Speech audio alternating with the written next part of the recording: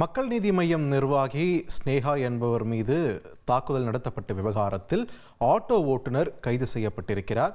இது தொடர்பான கூடுதல் விவரங்களை வழங்க இணைகிறார் எமது செய்தியாளர் சாலமன். சாலமன், வணக்கம். இந்த தாக்குதல் சம்பவத்துடைய பின்னணி என்ன? ஆட்டோ ஓட்டுநர் எந்தெந்த பிரிவுகளின் கீழ் தற்போது கைது செய்யப்பட்டிருக்கார்? விரிவாக பதிவு பண்ணுங்க.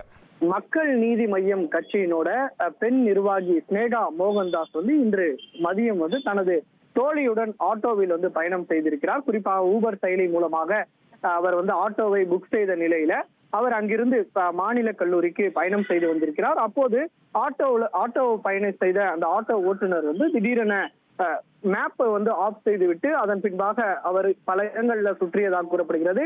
இது தொடர்பாக கேட்டபோது அவர் ரேஷ் டிரைவிங் மூலமாகவும் ஈடுபட்டார்.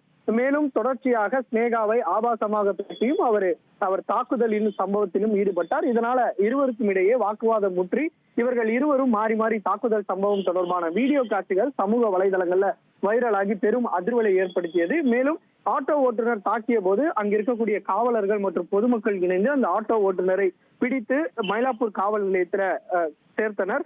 இது தொடர்பாக பாதிக்கப்பட்ட ஸ்னேகா என்பதும் ராயப்பேட்டை அரசு மருத்துவமனையில் சிகிச்சை பெற்று அவர் மீது புகாரும் கொடுத்தார். போலீசார் நடத்திய விசாரணையில அந்த தாக்குதல் நடத்திய ஆட்டோ ஓட்டுநரின் பெயர் பிரசாத் என்பதும் தெரிய வந்திருக்கிறது.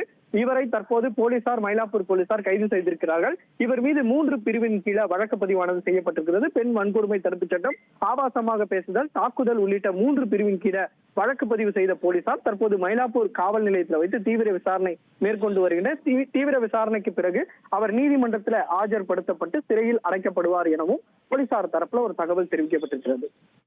நன்றி சாலமன், உங்கள் விரிவான தகவல்களுக்கு.